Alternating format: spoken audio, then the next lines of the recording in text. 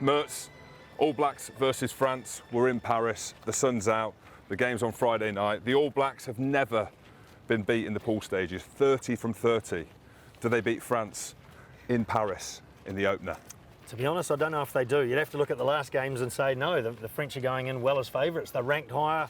All Blacks have just dropped down the ranking. You never count them out, of course. But yeah, I think France is worthy favourites at the moment, and they've been good, as you know. So France have got some key injuries. Is it a thing? Are they talking about it? They seem to have a lot of depth at the moment, France. It's one thing that they really have built over the last 5 or 6 years is the depth. So actually don't think Intermac is going to be the catastrophic loss that they might have thought. I think the guys coming in, Astoy and Jalibert, are almost more game managers. They don't have the abundant natural talent of Intermac, but they're more game managers. And in terms of taking a bit of responsibility off Antoine Dupont, who everyone knows is probably the most influential player in the world, I think that's going to be valuable for France. So I don't think they miss much of a trick there with Intermac. It's sad for us not to see him in this tournament. But no, France, just like I say, they've built that depth, they've built consistency.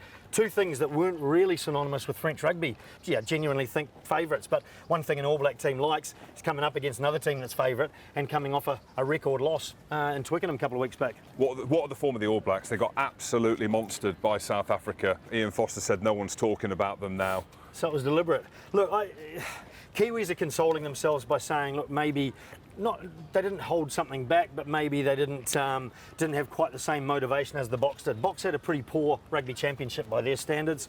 All Blacks went well. We saw them try to punch through the South Africans.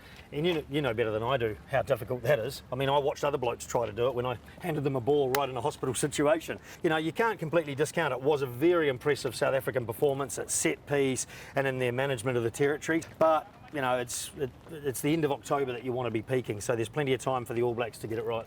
What is the public perception of the All Blacks in a minute? And I'm going to feed you a few things here. The first one I'm going to ask you, Ian Foster gets announced that he's being moved on for Razor after the World Cup. Was that the right decision? Has that affected the All Blacks? I don't think it's affected the All Blacks. I do think it was the right decision, and it comes in line with what most other teams do. You know, allowing coaches some lead time to plan into that next 4-year cycle and stuff like that. Certainly, we've seen some improvements from the All Blacks compared to last year. They talk about the game last year that saved Ian Foster's job was that win in South Africa. Now, I don't think the Box were particularly good on that day, but the All Blacks were very good. But this year, they've shown a bit more consistency up until that game against the Springboks 2 weeks ago. So, you know, I think people are thinking, okay, maybe there was a little more strategy around peaking for this World Cup on the 4-year cycle. So, you know, there haven't been as many maybe question marks put over Ian Foster's head this year. But I think really the important thing is, look, we have what we have now. Let's get in behind it as a New Zealander. So give him his chance to shine on the big stage, which is what he's been preparing for 4 years. And saying that, Scott Robertson, I think, deserved his chance. He's done everything you can possibly do at home. He's shown loyalty over there when he's had offers from other international teams. He's a real new breed of coach, you know, much less prescriptive than coaches used to be 15, 20 years ago, very much into empowering the players, and the results that he's got out of the Crusaders, not just with the top players, but developing the younger players as well, developing the team and their decision-making processes and those sort of things. Some of the things you might have said 20 years ago, the airy-fairy sort of things, he's really empowered the players to do that, and like I say, I think he deserves his chance. So right man for the job? I think so. I'll ask him shortly. He'll be able to tell us himself. We're going to lunch with him. There we go. Sam Cane at 7 as captain, the famous All Blacks number 7, Richie McCaw, that's what you think of. Captain, leader, warrior, best player arguably to have ever played the game. A lot of pressure for Sam Cane. It seems like he's under a lot of pressure in that people are questioning whether or not he's the right man to take New Zealand into this World Cup and win a World Cup as captain. It used to be that your captain was the guy who had to be on the field leading from the front. And, you know, a captain does need to lead from the front, but in the current context where you've got a group of 33 players coming over here, 23 per game. You know, you chop and change. There's far less emphasis really within the group now put on the starting 15 or the starting 23. Yes, they all want to play, but I think having a captain in the group who has the, you know, we say in New Zealand, the mana, the respect of the rest of the team, and I think Sam Cane's got that. So I think even if he's not your guy who necessarily would start in a World Cup final tomorrow, and he's under, you know, huge threat from Dalton Papali'i, etc., and just the combination of that back row, he may not be your first choice to start a match. He may not even be, one of your first choices to be in that game day 23.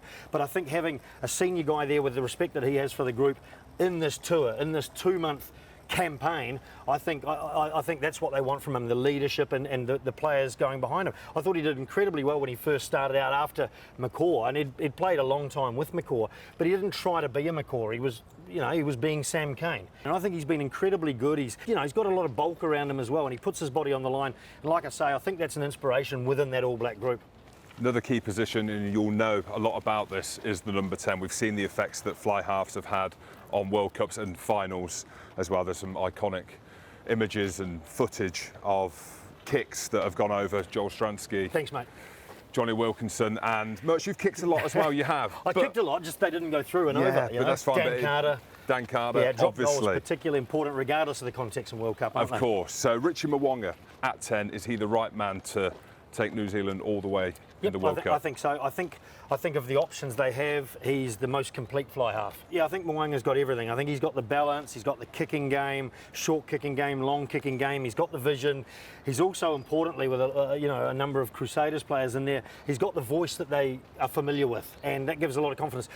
Bowden Barrett's been there for a long, long time as well. He's got unbelievable speed, and Mwanga's no slouch either.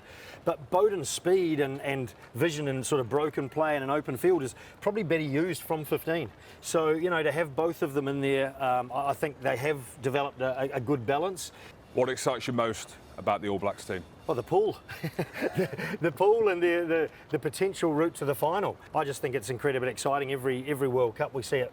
A tighter competition, and I think this is a dream match, the opening match to start against France, and then you've got Italy, who had a good win over Australia in November. They're really eyeing up that quarter-final place. They'd love to be in the quarters for the first time.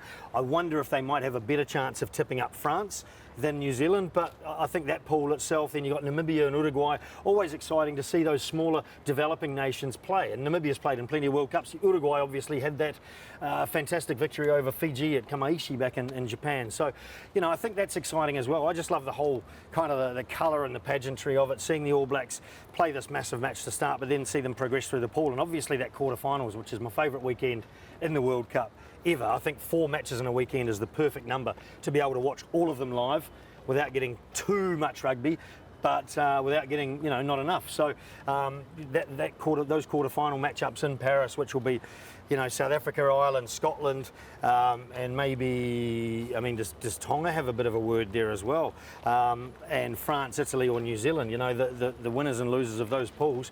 That'll be an absorbing quarter-final. What worries you about the All Blacks? We lose out a little bit on just out-and-out bulk to Ireland, France, South Africa, and potentially England, and we saw what happened in that World Cup semi-final in Japan.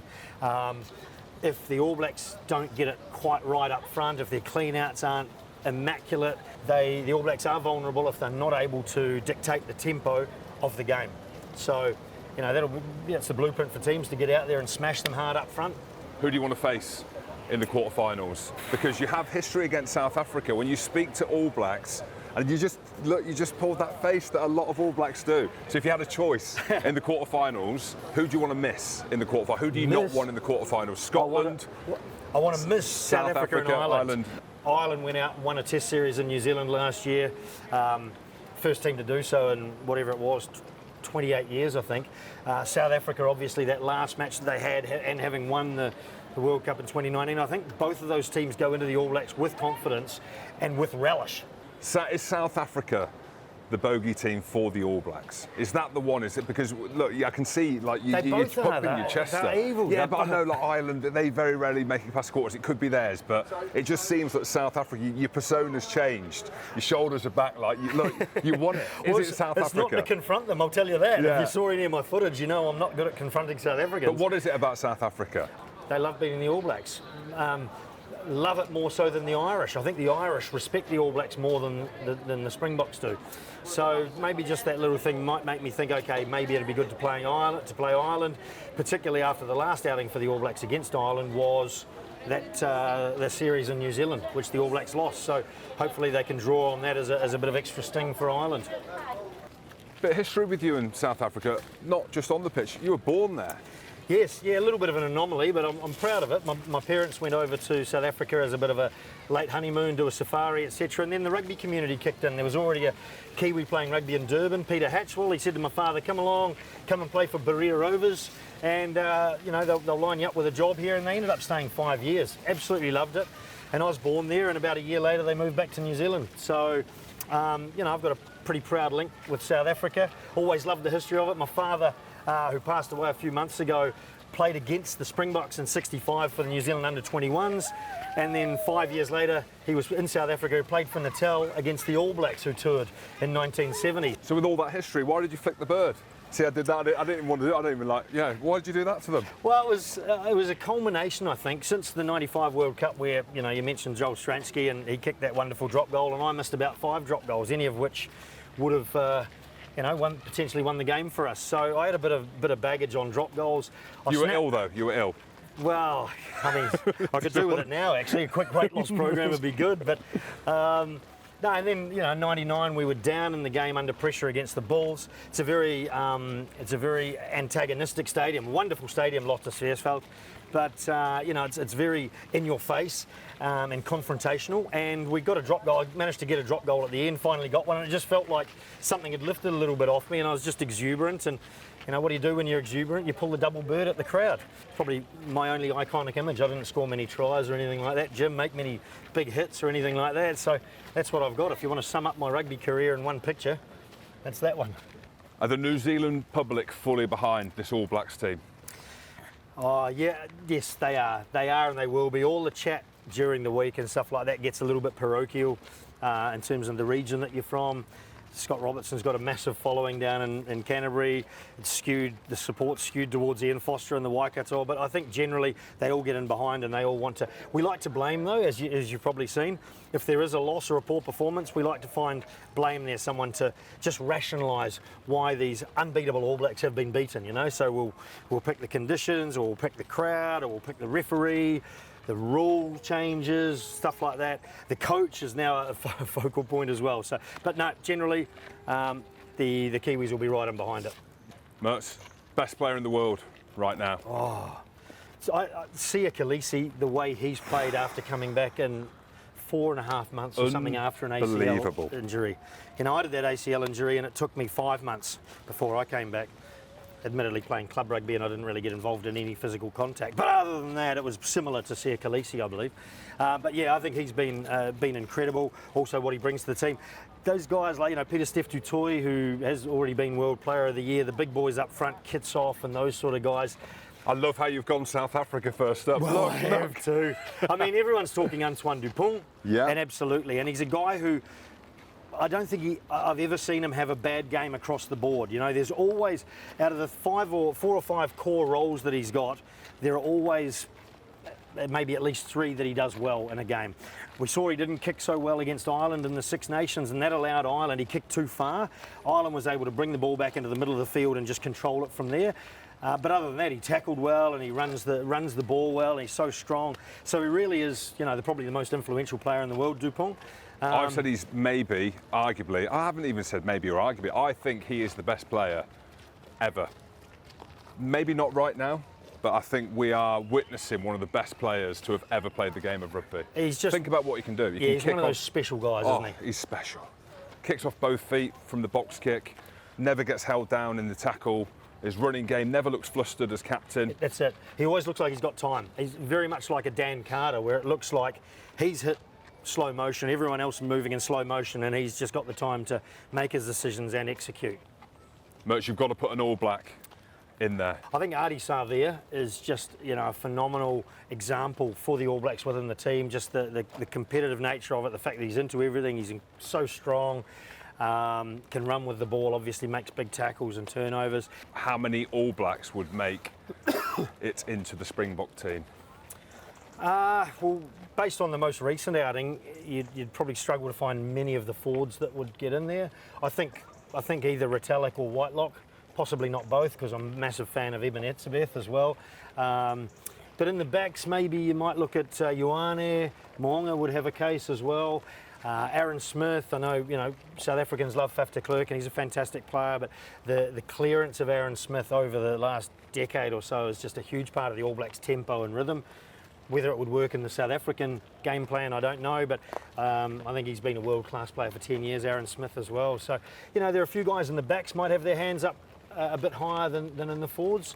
But yeah, it's a big pack, that South African pack. It's a big tractor up front, isn't it? Mertz, you've got to say one biggest worry for the All Blacks in this World Cup. What team is it? Well, whoever they get in the quarterfinals, you can get through that first game, take a hit and still make it through. And we've seen that a few times in World Cups. I mean, France themselves lost twice in 2011 in the pool and still made the final. And many people say, and I don't agree, that they should have won it, but anyway. Whoever's the quarterfinals opponent. So I hope that doesn't sound arrogant, assuming the All Blacks. That's if we get there. Such humility. Not that we've not seen that from All Blacks or legends gone by, but I feel like there's this kind of... Well, I've lived those moments getting dumped out of World Cup, Favourite in South Africa after my performance in the final there. Favourite in France. That's why I'm living in Paris, not in New Zealand, after helping them to that 1999 semi-final victory at Twickenham. Dominici launched the comeback. Who missed the tackle on Dominici? You're welcome. Great humility. I'm a giver. You are. Who wins the opener?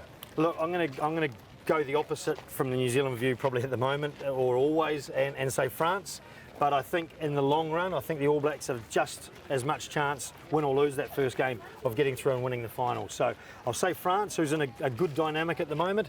All Blacks took a bit of hit to confidence perhaps against South Africa. Not going to worry me too much if we lose to the host nation, who's on top form at the moment. That doesn't worry me. So France to win that, All Blacks still to get through. And win it. And win it. Love it. Thank you, Andrew Mehrtens, All Blacks legend.